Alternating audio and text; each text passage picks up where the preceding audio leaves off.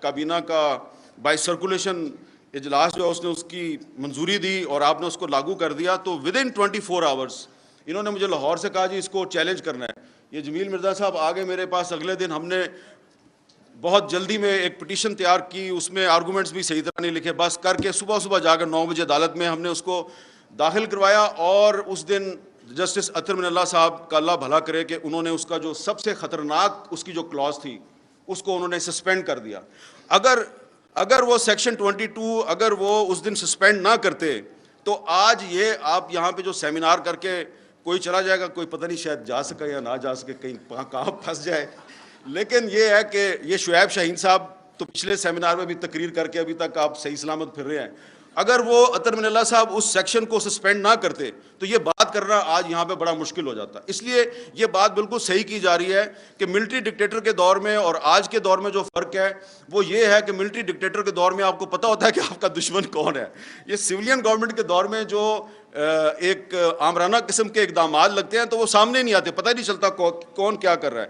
اسی طرح جو ایک تو پیکا آرڈیننس جو ہے، پیکا لا، یہ آزادی صحافت کے راستے کی بہت بڑی رکاوٹ ہے. ایک اور قانون ہے جو انگریز نے ہم پہ مسلط کیا تھا، 124A بغاوت کا مقدمہ. اور یہ 124A جو ہے یہ ٹریجڈی ہے بہت بڑی پورے سب کانٹیننٹ کی، کہ ایک کشمیری جرنلسٹ ہے فہد شاہ، سری نگر میں اس کو جیل میں ڈالا ہوا ہے 124A کے تحت. اس پہ 124A لگائی ہے انڈین گورنمنٹ نے. اور یہاں پاکستان کی گورنمنٹ جو ہے اس نے علی وزیر جو elected member of the national assembly ہے اس کو 124A لگا کے اس کو جیل میں رکھا ہوا ہے. اور اس کی سپریم کورٹ نے ضمانت کی ہے، اس کی سندھ ہائی کورٹ نے ضمانت کیا ہے، لیکن علی وزیر کو باہر نہیں آنے دیتے. اور جب 124A کو ختم کرنے کے لیے کوئی سینٹ میں کوئی بل موو ہوتا ہے تو خواہ کوئی بھی گورنمنٹ ہو وہ اس کو پاس نہیں ہونے دیتی، اس کی مخالفت کرتی ہے. پی ٹی آئی کے دور میں جب رضا ربانی نے 124A کو ختم کرنے کے لیے بل پیش کیا تو اس کو ریجیکٹ کر دیا گیا. تو اس لیے اگر آپ چاہتے ہیں کہ پاکستان میں جو بولنے کی آزادی ہے اس کو تحفظ ملے تو یہ آپ کو پیکا لا ختم کرنا ہوگا، آپ کو 124A ختم کرنا ہوگا، آپ کو آفیشیل سیکرٹ ایکٹ ختم کرنا ہوگا، اور آرٹیکل 19 جو ہے، آرٹیکل 19 میں آپ کو امینڈمنٹ کرنی پڑے گی.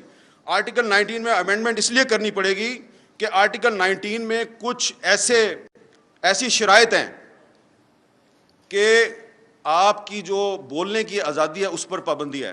مثلا اگر کوئی آدمی جو ہے یہاں پہ آ کے اس سٹیج پہ آ کے تھوڑی دیر بعد کوئی بھی میرے بعد آنے والا مقرر یہ کہتا ہے کہ پاکستان امریکہ کا غلام ہے اور پاکستان کو امریکہ کی غلامی نہیں کرنی چاہیے، آپ کو پتہ ہے یہ آرٹیکل 19 کی خلاف ورزی ہے.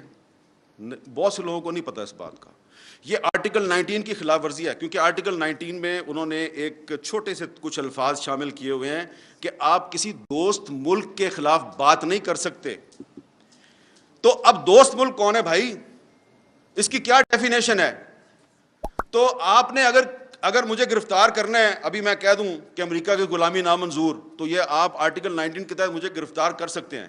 تو جو میثاق صحافت ہے اس میں سب سے اہم چیز یہ ہونی چاہیے کہ یہ جو آرٹیکل 19 میں آپ نے کولونیل مائنڈ سیٹ کو انجیکٹ کیا ہوا ہے، اس کولونیل مائنڈ سیٹ کو آرٹیکل 19 میں سے نکالیں. یہ آپ کی میثاق صحافت کے لیے بہت ضروری ہے.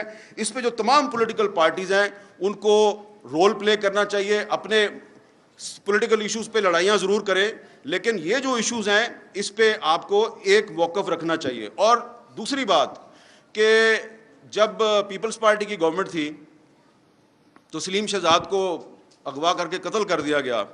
ثاقب نثار صاحب کی سربراہی میں ایک کمیشن بنا.